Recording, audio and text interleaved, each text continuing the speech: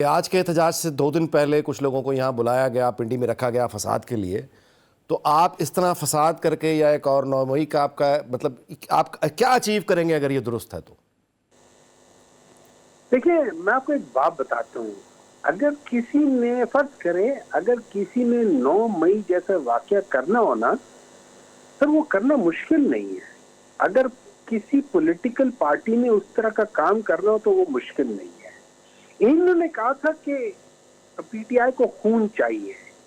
Model town में खून इन्होंने निकाला था ना लोगों को पॉइंट ब्लैंक मार के। अच्छा, इन्होंने कहा मुझे आजकल के जो हालात नजर आ रहे हैं, जिस तरीके से ये लोग एक लॉ दूसरा लॉ, लोगों को डिटेंशन करना, उनको पता नहीं कितने अरसे के लिए बंद रखो, ये करो। आप पढ़े लिखे हैं, आपको याद होगा। बाकियों को तो वो इमरान खान वाली बात है कि एक तो अनपढ़ है, ऊपर से कोशिश भी नहीं करते। 1919 में एक एक्ट पास हुआ था, वो ब्रिटिश इंडिया में एक्ट पास हुआ था जिसमें इनडेफिनेट प्रिवेंटिव डिटेंशन का एक्ट था और उसके खिलाफ लोग एहतजाज करने निकले थे।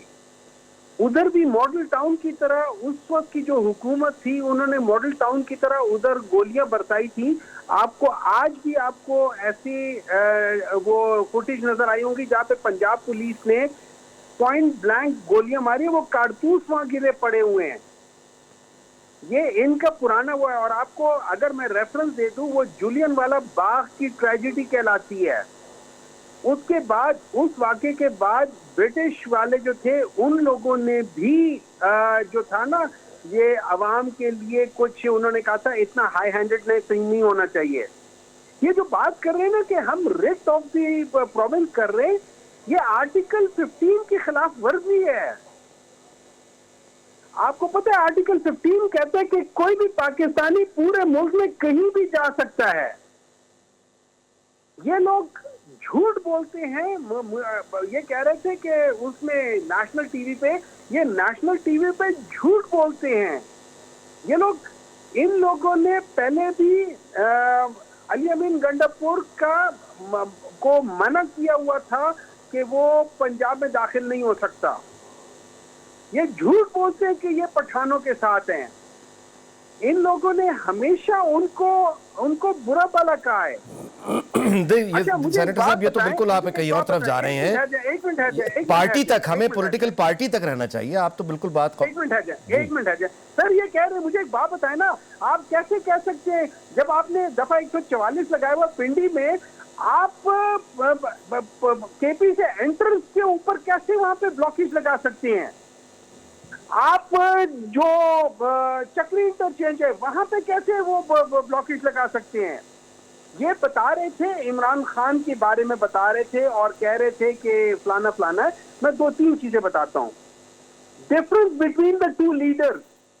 एक आदमी क्रिस्टीन बेकर को मुसलमान करता है, दूसरा आदमी किम बेकर को फोन देता है कि भाई मेरे साथ जरा गपशप लगा लेना। ये है लेवल ऑफ लीडरशिप। ठीक है? अच्छा, एक मिनट है जी। अब मैं आ जाता हूं कि केपी वाले क्यों पीटीआई को बार बार कर रहे हैं। ये याद रखें, पठानों ने कभी किसी एक हुकूमत को 2 दफा आने नहीं दिया, क्योंकि उनकी सोच गुलामाना नहीं है बाय नेचर। ठीक है?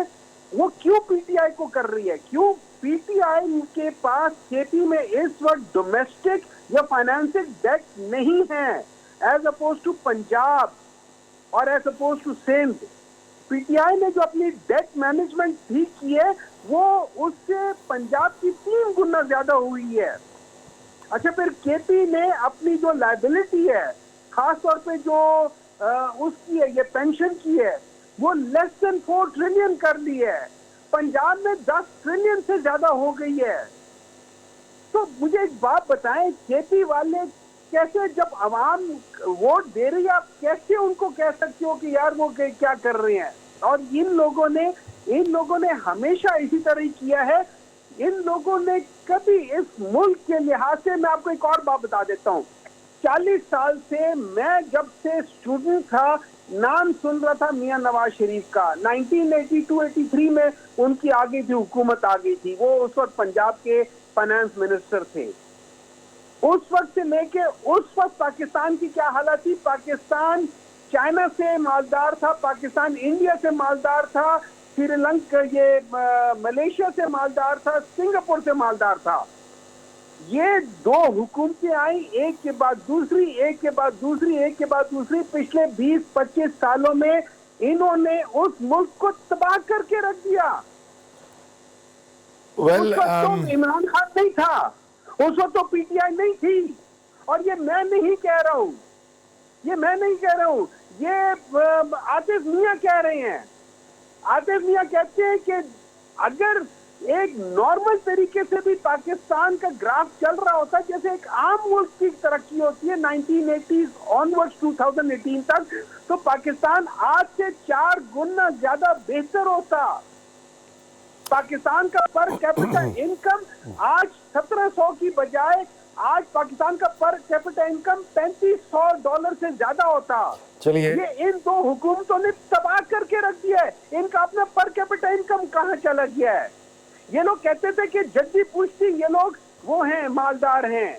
मुझे एक बात बताएं, अच्छा, सेनेटर साहब, मालदार होता है, सेनेटर साहब, एक मैं कथा कलामी की माजरत, चार आने की पॉकेट मनी याद रखते हैं। नहीं, कथा कलामी की माजरत सेनेटर साहब, मामला यह है कि हम तो एक हेल्दी कंपटीशन देखना चाह रहे थे इलेक्शन के बाद कि सिंध में पीपल्स पार्टी, पीटीआई पख्तूनख्वा में, पंजाब में पीएमएलएन परफॉर्मेंस में, आवाम की खिदमत में एक दूसरे का मुकाबला करती हम दिखाई देंगी। लेकिन पख्तूनख्वा से हमें सिर्फ एहतजाज, जलाओ घेराओ एहतजाज, यानी उस तरह के प्रोजेक्ट्स लॉन्च होते हुए नजर नहीं आ रहे सर जी। जैसे आप पंजाब और सिंध में देख रहे हैं। जी, प्रोजेक्ट एक मिनट है, जैसे प्रोजेक्ट हो रहे हैं, हम शोषा नहीं करते, हम यहाँ पे वो नहीं कर रहे, क्या कहते हैं उसे, ये फैंसी ड्रेस शो नहीं कर रहे।